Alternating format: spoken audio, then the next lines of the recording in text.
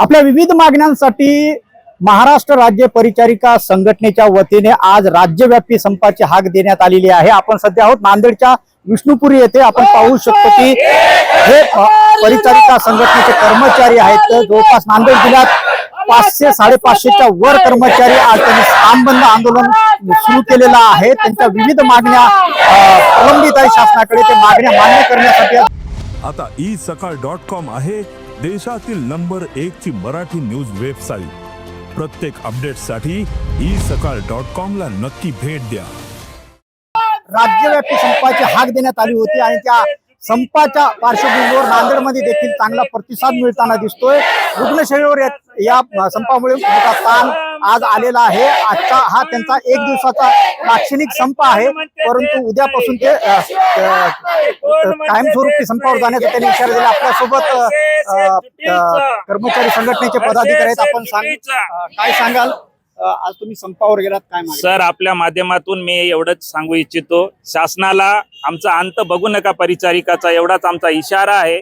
जे आम्ही 15 दिवसाखाली शासनाला निवेदन दिलं, आमच्या जे मागण्या आहेत 15 आणि 16 तारखेला आझाद मैदानावर धरणे आंदोलन होते। त्या धरणे आंदोलनाची दखल न घेतल्यामुळे दिनांक 17 तारीख आज काम बंद आंदोलन करण्याची शासनाने आमच्यावर ही बारी आणलेली आहे, वेळ आणलेली आहे। आणि जर आज जरी शासनाने आमच्या जर मागण्या मान्य केल्या तर उद्यापासून आम्ही कामावर जायला तयार आहे। रुग्णसेवा विस्कळीत करून आम्हाला रस्त्यावर उतरायची आमची इच्छा नाही, परंतु शासनाने हे आमच्यावर आमच्या जे मागण्या मान्य केल्या नसल्यामुळे ही वेळ आणलेली आहे। जर उद्यापर्यंत आमच्या मागण्या मान्य नाही झाल्या तर 18 तारखेपासून संपूर्ण महाराष्ट्रभर परिचारिका काम बंद आंदोलन करणार आहेत आणि रुग्णसेवा जे विस्कळीत झाली त्याला हे शासन जबाबदार राहणार आहे, एवढं मी सांगू इच्छितो। केशव जिंकलवाड, महाराष्ट्र राज्य परिचारिका संघटना शाखा, नांदेड येथील सचिव पदावर कार्यरत आहे। हम सब एक आहे। निश्चितच उद्यापासून ते कायमस्वरूपी काम बंद आंदोलनाच्या तयारीत आहेत। दुसरे काही कर्मचारी आहेत, काय सांगाल? आज आपण काम संपावर गेलात, काय मागण्या नेमक्या होत्या?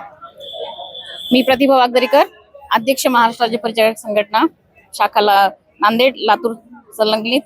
मी सांगत आहे की वेतन त्रुटी कमी जी दाखवली आहे 7व्या वेतन आयोगाची, ती वेतन त्रुटी दूर करावी, कंत्राटी पद्धत बंद करावी आणि 80-20 जो आता हा दिलेला आहे महिला आणि 80% महिला आणि 20% पुरुष, हे धोरण बंद करावं आणि जो 50%चा 50-50चा आहे अधिकार तो सर्वांना लागू करावा। हे एवढ्या मागण्या आहेत ज्या की शासनाने लवकर पूर्ण करून आम्हाला रुग्णसेवा करण्यासाठी मोकळं करावं, कारण आम्हाला आमची अजिबात इच्छा नाही रुग्णसेवा विस्कळीत करून इथे काम बंद करण्याची।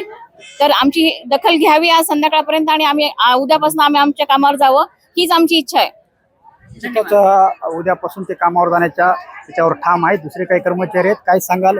आपण हे काम बंद आंदोलनाचा इशारा दिलाय, नेमक्या काय मागण्या काय आहेत शासनाला? नमस्कार, मी रवी सिसोदे, जिल्हा कोषाध्यक्ष, महाराष्ट्र राज्य परिचारिका संघटना शाखा नांदेड। आमच्या परिचारकांच्या काही प्रलंबित मागण्या आहेत, जसे की प्रायव्हेटायझेशन हे बंद झालं पाहिजे। जे काही कंत्राटीकरण शासनाने धोरण लागू केलेलं आहे ते धोरण बंद करण्यात यावं, कारण एकदा का कंत्राटी पद्धत चालू झाली की हा आमच्या परिचारका वर्गावरती अन्यायकारक हा निर्णय लादला जाईल। कारण आमचा कोणत्याही आर्थिक व्यवहाराशी आमचा संबंध नसताना एक नोबेल प्रोफेशन आमचं आहे।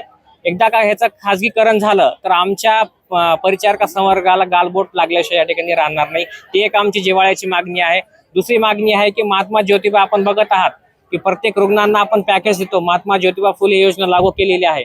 तर ते करत असताना परिचारका संवर्गाला सुद्धा 15% प्रमाण आम्हाला ठिकाणी एक प्रोत्साहनपर भत्ता मिळाला पाहिजे, जेणेकरून आम्ही जास्त जोमाने या ठिकाणी काम करू। ते आदेश असताना देखील सुद्धा आमच्यावरती त्या अन्यायकारक निर्णय घेण्यात आलेला आहे, ते अजूनही आम्हाला भत्ता मिळालेला नाही। ती एक आमची प्रमुख मागणी या ठिकाणी असणार आहे। पुढची काय भूमिका असणार आहे? आता 15 ते 16 आम्ही लक्षवेधी या ठिकाणी आंदोलन केलेलं आहे, 2-2 तासाची निदर्शने दिलेली आहे। आजचा आमचा दिवस काम बंद आंदोलनाचा पहिला दिवस आहे। आज संध्याकाळपर्यंत जर आमच्या मागण्यांविषयी जर पॉझिटिव्ह जर चर्चा झाली तर आमचं आंदोलन या ठिकाणी स्थगित करण्यात येईल। जर आमच्या मागण्यांविषयी जर प्रशासनाने दखल जर नाही घेतली तर उद्यापासून अखंड महाराष्ट्रभर बेमुदत या ठिकाणी संप पुकारण्याचा इशारा आम्ही परिचारका वर्गाकडून आम्ही दिलेला आहे।